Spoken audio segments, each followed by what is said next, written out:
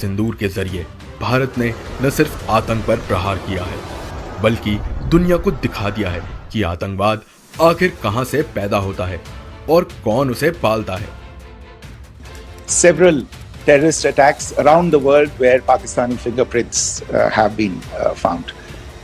I don't need to belabor the point with regard to this audience about where Osama bin Laden was found and who called him a martyr.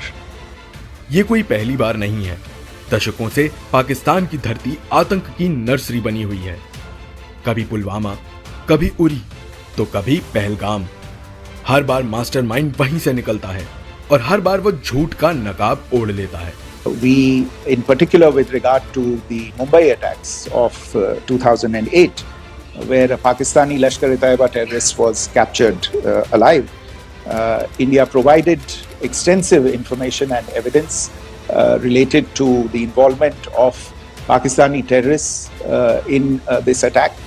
Cases were registered, but you are all aware that these cases have not progressed despite the formation of judicial teams, etc. And Pakistan has consistently stonewalled all efforts to move the investigation along. लेकिन इस बार भारत ने सिर्फ आतंक पर प्रहार नहीं किया है, बल्कि आतंक के नेटवर्क, हथियारों की सप्लाई और आतंकियों की पहचान, सब कुछ दुनिया के सामने रखा है।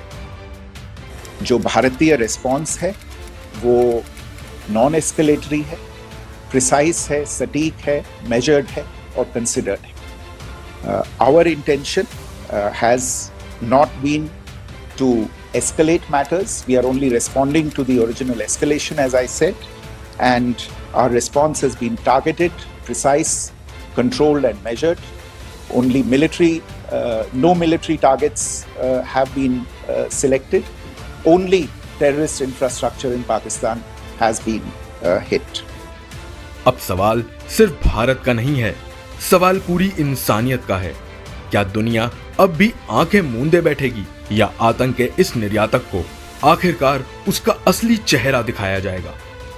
भारत तैयार है हर मोर्चे पर, हर साजिश के खिलाफ। तभी तो अब सब्र नहीं, संहार हो रहा है।